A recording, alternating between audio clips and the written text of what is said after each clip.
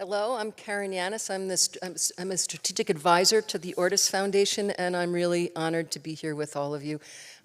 Tracy, that's hard to follow, but it's a really important reminder of how personal all of this work is for all of us. It's not just professional, and it's what brings us here. To the point that Sabrina made this morning, it's about training for the hard that you don't train for. And so I really appreciate that. Thank you. Lots of really great things going on here. We're going to have some questions. I really want to have Q&A and engage everybody in the audience after we have a little bit of a chat here. So we'll do that, and then Marcy's going to pass around the microphone that you can actually throw. So it's we'll share that. It's fun. It's a very Intermountain State kind of thing. I also want to really thank this entire panel, because we've been talking to them for months, and from the very beginning. And to Beverly's point, there is no us without us. This has been a very locally and regionally informed gathering. And I want to thank all of you for your participation here. There's also some really phenomenal information and data that comes out of the region. And Beverly and Tracy, a lot of that data comes from your organizations, which is super helpful. So I want to just start by asking, according to the report, The State of Behavioral Health in Teton County, accessing services became more difficult between 21 and 24, from 19% in 2021 to about 30% in 2024.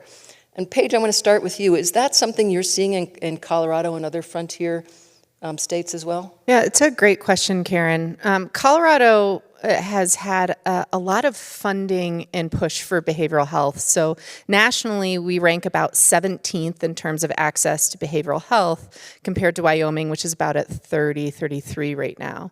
But given that incredible push for behavioral health, we're seeing the same trend. Our Colorado Mental Health Access Survey from 2023 found that 17% of Coloradoans couldn't access the behavioral health that they wanted. About 56% of those just couldn't get an appointment when they needed, and that is double from 2017. So even though our numbers are a bit better, the trend is remaining the same, which begets the question of why. And I think there are a couple of reasons. The first is stigma, both in terms of not wanting to access care, but conversely, I think our community has done such an incredible job of changing the narrative around behavioral health.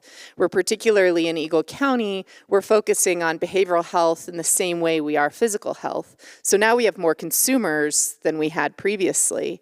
There's a huge provider shortage, particularly in Colorado for rural communities, for Black and brown, queer and trans, and Spanish-speaking providers. And we know that access isn't just about having a provider you can schedule with. It's having a provider that has lived or similar experiences in the training. Insurance is very difficult to navigate. I don't think I could explain to you my deductible, and I am both an insurance, somebody that consumes insurance and someone that has taken it, and it's expensive. So I think all of these things play into the challenges in access. Beverly, what are the drivers that you see in Colorado? What are the drivers that you see in creating the gap in Wyoming? Yeah, definitely some similarities to Paige in Colorado. So for Wyoming, though, being so frontier, we're the least populated state. So big distances between communities and shortage of providers. We also, for Teton County specifically, provider burnout is very real. Like I had said previous, for one provider, access to 160 patients, that's pretty good statistics. But the demand is so high, and we have such a significant immigrant community, and the language barriers, but cost is really huge. So for self-pay, for providers, 50% take Medicaid, maybe even a little less. So payer is definitely a barrier. And when you think about physical, when you get a physical injury, right, and you need that care, because it's whether it's a gaping wound or a broken limb or whatever it is, you go and you seek care, right? When it's mental and when you're struggling and you're feeling agony and you're living in cowboy state, you tend to keep it silent. So stigma definitely plays into it, and culturally too. And that's a great segue to this perception report that AFSP did. And Tracy, I'm really curious to hear from you about the perception report. I think 3 in 5 adults, about 61%, said they knew someone who had thought about and attempted suicide. But the data that comes from that report is really critical. Yeah, and that's just it. We're starting to realize, as bad as COVID was, I think that shifted a lot of people's perception about what mental health struggles were. And people who never really thought about it, and I'll brutally honest, 10 years ago, I would have told you I have no idea what depression is. And now I'm medicated and going to a counselor once a month. So you can shift people's perceptions. And I think we are moving the needle on, okay, we understand that this is going on. And we understand that that it is an important issue.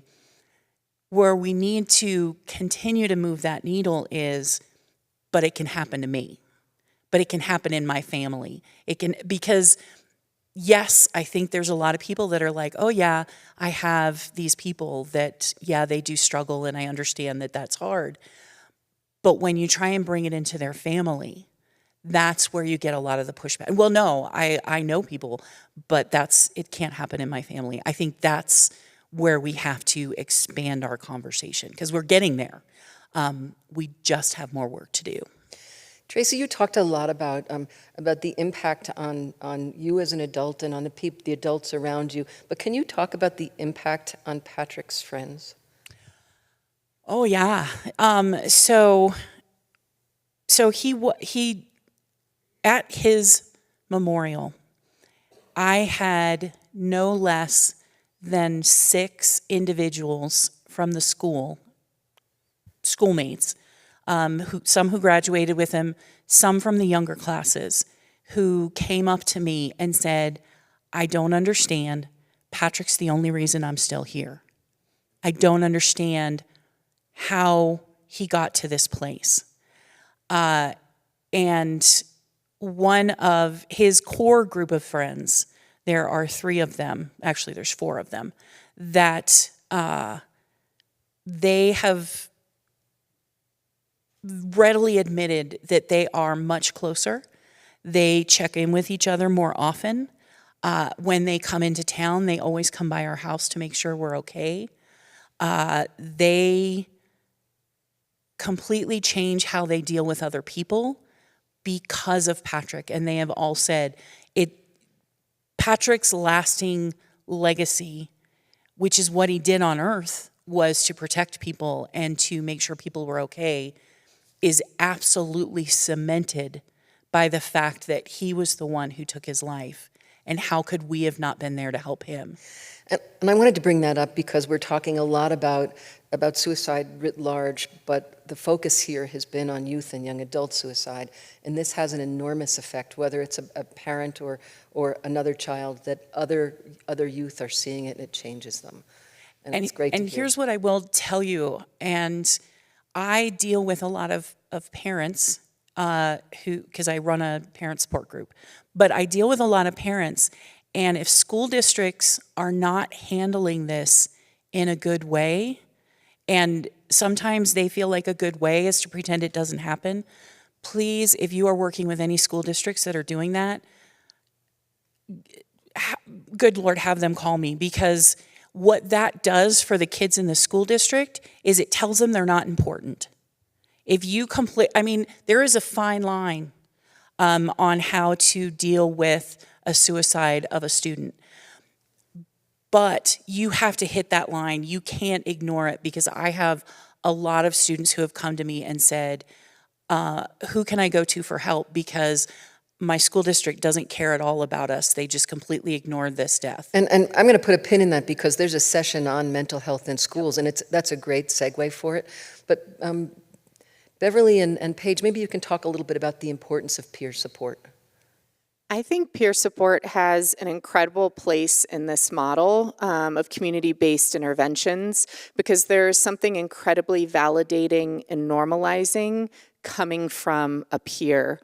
Peer support services are also a great augment to clinical services, especially in areas where there's provider shortages, because it enables a person to have an additional touch point, an additional check-in.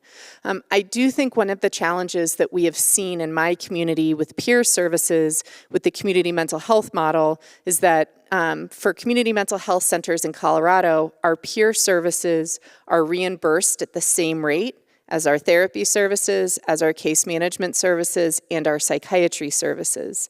And because peers are paid less than a psychiatrist, often community mental health prioritizes or is incentivized to use peer instead of other clinical services. So I think if you're coming from a model that's really patient-centered and trauma-informed, peer is a critical piece of the puzzle, but not to have it overutilized or to have the peers taken advantage of, frankly, in a larger healthcare setting. But if you look at the AA model, there's a reason that peer support is so lasting, is because of that individualized support from someone with lived experience.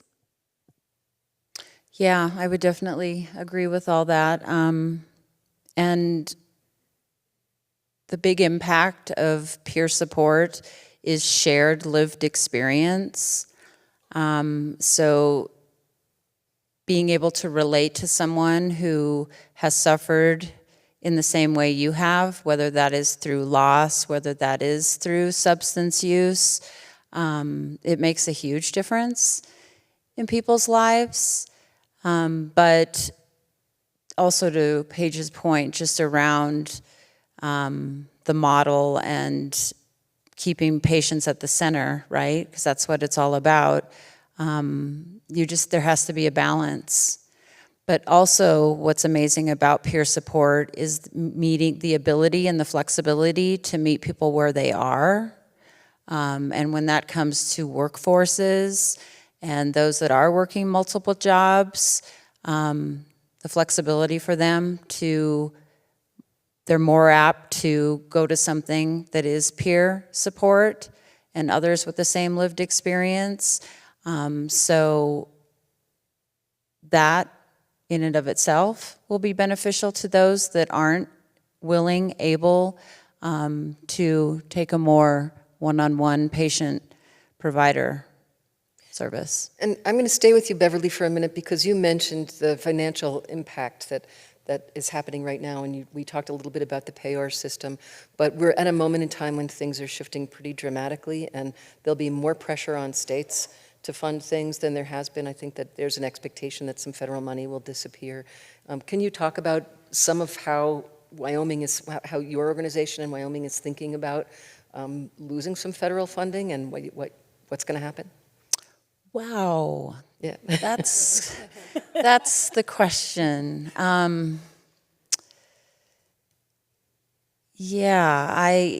It's definitely, we have to lose the fear, right? Because the fear is what holds us back from things. So I'm ready to fight harder for it. We did pass some legislation here. It's called Psychology Interjurisdictional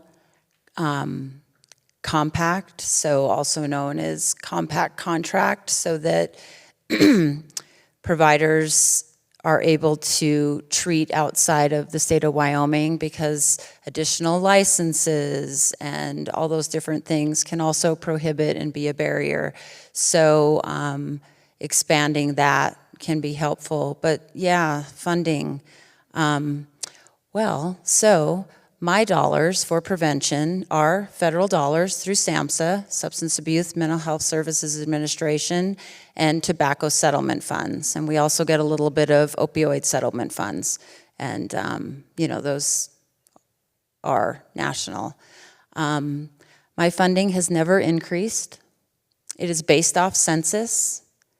That could not be more inaccurate for Teton County, because our population, 23,300 people, but we get 3 to 5 million visitors, and we have seasonal workforces, thousands of people coming. Well, they need our services too, because they aren't living the bliss all the time. Crisis is real, and it comes at any time, any moment, any life stressor, and so we are providing services, responding, giving care, prevention, everything to much, much larger population. So it has kind of been a struggle. So that just kind of goes back to us, right? Collaborating. That's something we do really well in Teton County, is collaborating, because given the resources that we do have, there's a lot of services that we don't have. We don't have detox here. That would be our jail, or involuntary hold, Title 25. So we have to collaborate. And that doesn't mean just within Teton County. That means across into Teton County, Idaho, into Lincoln County, because we need to do that. We have to be creative, and again, it's about nothing about us without us. I'm going to ask Marcy to move the what looks like a toy. It looks like a big block, but it works really well if you hold it up. And can you just raise your hand if you have a question? Are there folks in the audience who have? Because it would be great to hear from you. We have some time later on. We're going to have breakout groups, and we're also going to encourage everyone to engage deeply in those breakout groups. And all the folks on this panel will be leading tables on behavioral health, and I'll go into more details about that after lunch. But is there anyone who's got something? This is my teacher voice. Hi. Can you say your name? Vera Trudell. I am the principal here at Summit Innovations Alternative School, and I work with Teton County School District. And I had a question for Paige, and that really is around your specific successes in bringing clinicians into the schools, and what were some potential barriers? Yeah, so the question was about bringing clinicians into the schools and potential barriers. So in Eagle County, we have a licensed clinician in every school, K through 12, and 2 clinicians in our high schools. That program is through Your Hope Center, which is our crisis branch that is fully funded for the last 3 years by Vail Health. And honestly, recruitment for those positions were really easy compared to recruitment for our other outpatient positions, because they get all of the benefits of school breaks, summers off, and a lot of freedom within the school district. And the point of bringing those clinicians into school was to address our significant rate of suicidal ideation. In the last 3 years, what we have noticed is that there is significant utilization at some schools and significant underutilization at other schools. And we think a big piece of that is upfront, the education to community, differentiating school counselors from licensed behavioral health providers. So our many schools where there's underutilization think that our LPCs and LCSWs are the same as our school counselors, so they're being called to do social emotional check-ins without the infrastructure and support of that school in order to do ongoing psychotherapy, which is what the young people need. So right now, we're kind of in a phase of rebranding and innovation to figure out how we can change school-based delivery to reduce barriers and capture those young people that otherwise couldn't or wouldn't get access to care, but also elevating the in-school licensed clinicians to operate at the top of their license and bring those clinical skills into the school setting. So again, we're not doing everything right, and that's a huge area of growth for us, is how do we utilize those 14 FTE that we have in our community. It's such a good question because it kind of highlights the false construct that we have of separating out behavioral health and crisis management from mental health in schools. They're so deeply connected. There was another question right here. I'm Faith Dixon. I work at the Mental Health Coalition of Teton Valley over in Driggs, Idaho. So when you were developing the Eagle Valley Behavioral Health Program, how does that fit into the larger system within Colorado? And were you,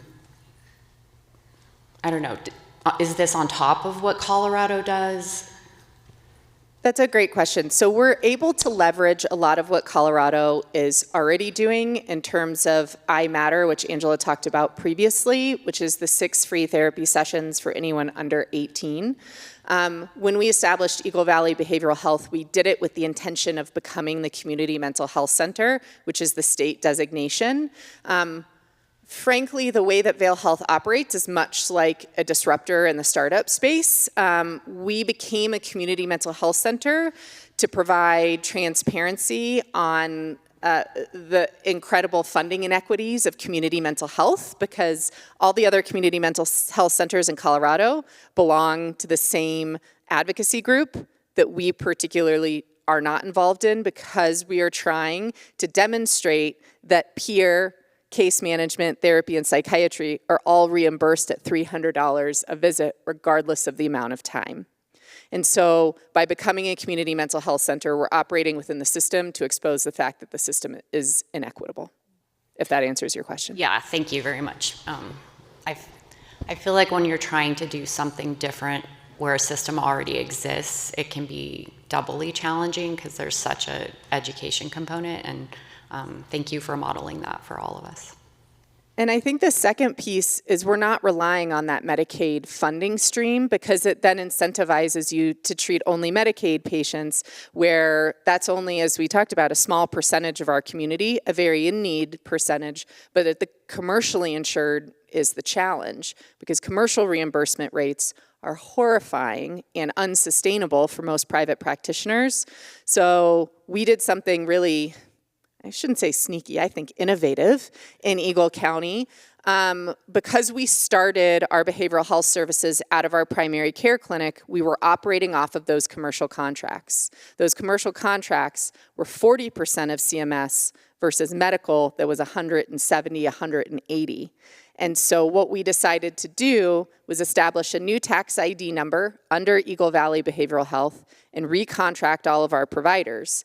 Because we're a rural community, much like Jackson Hole, we went through the Blue Cross Blue Shield, Cigna, and Aetna panels, found out who lived in our community, who didn't, who was no longer alive, what businesses were P.O. boxes, went back to insurance companies and renegotiated in August 2023. And in July, we had no one had signed their contract, but with a ton of pressure and media coverage and CCing the commissioner of insurance on every email, we were able to successfully renegotiate every commercial contract but one to 170% of CMS. That's what makes you sustainable. Yeah, right? Is that amazing? $2. That is just amazing. And I think we really need to touch on that point that the narrative is so important as well. And I know that there are some folks among us who work in media who are here, and being able to tell your story in a way that people understand, using an evidence-based approach, can help you move past state lines. And that's really important, because the payer system is really focused on the state. I think there was another question over here. Was there? Yeah, in the back right here. Hey, Faith. I'm like, all the media people, raise your hands. I'm like, How's your throw? Tell my story. Oh, okay. Hi there, everyone. First, thank you. I'm Drew Ramsey. I'm a local psychiatrist. I moved here about 3 years ago, and I have a question about what feels like maybe the three big problems, and I'm curious of all of your thoughts. My office, oddly, I took my shrink chair and I put it right next to the local liquor store in East Jackson, and so I have this strange perspective. I sit as they deliver all of the alcohol on Mondays and Tuesdays, seeing patient after patient. And you kind of begin to wonder, are we taking the mental health problem that seriously, or will our interventions really help if we don't actually stop just selling so much alcohol? and relying on that as our primary treatment for mental health problems. We just fuel externalization, and I kind of wonder what your thoughts are, it feels like, around the mountain culture. Are there psychoeducation programs that we're doing here that we feel are effective and that have been effective in Vail around, I would say, both utilization of services, but also what I call like the root cause? 4 in 10, so 40% of our adult men self-report a severe or significant problem with alcohol. You can't have mental health in a community like that, period. Right? That's all of our dads, all of our teachers, all of our ski patrollers. So I'm wondering, what do you think works in really culturally shifting alcohol use disorder?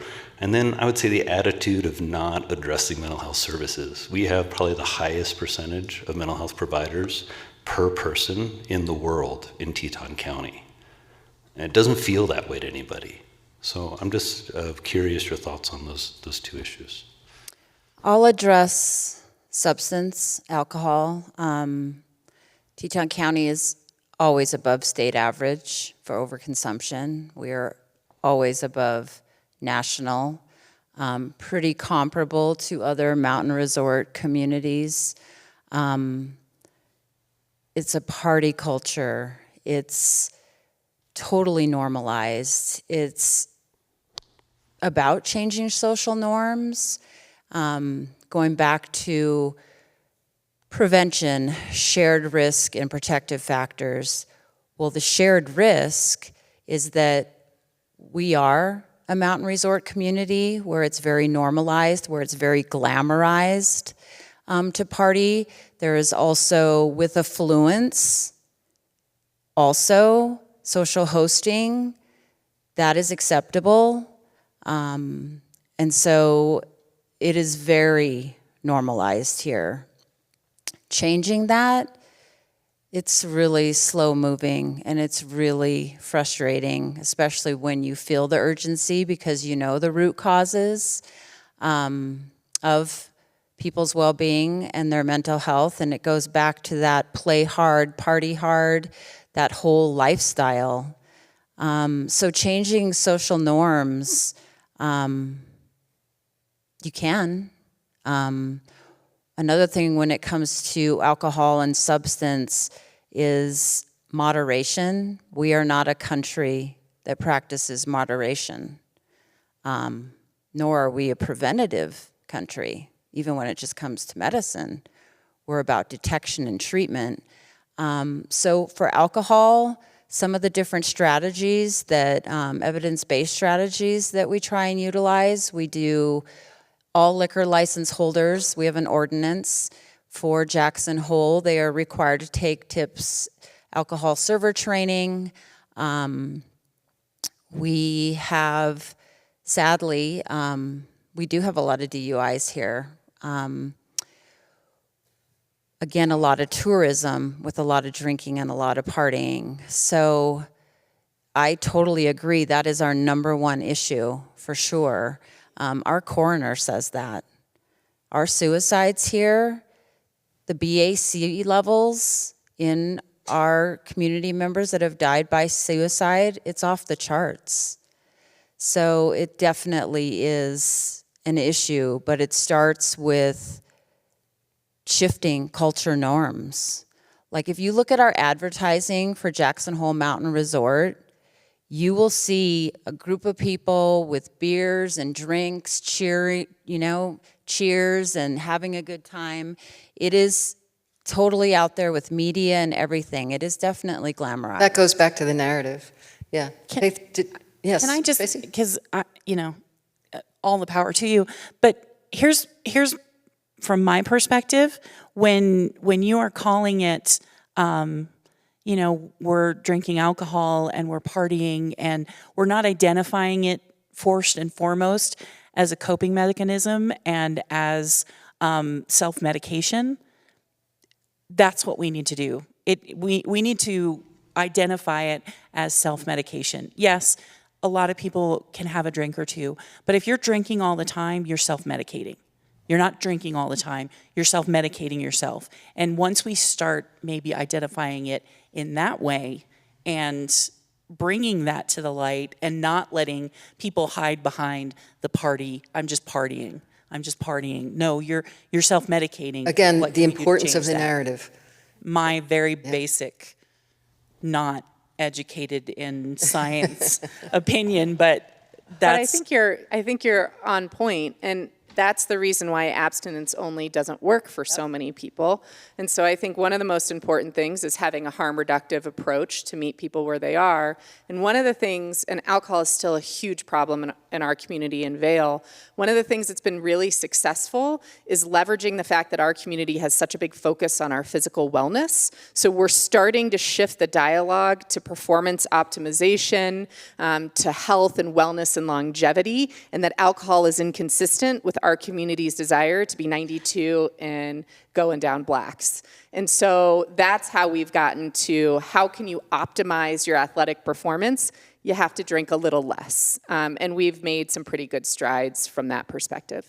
Yeah, thank you for that question, and I'm so sorry to tell you that we're out of time, because I would love to continue doing this. But the breakout groups are a great opportunity for people to engage. We know that there's as much talent in the audience, there's as much skills and professional expertise as there is on the stage.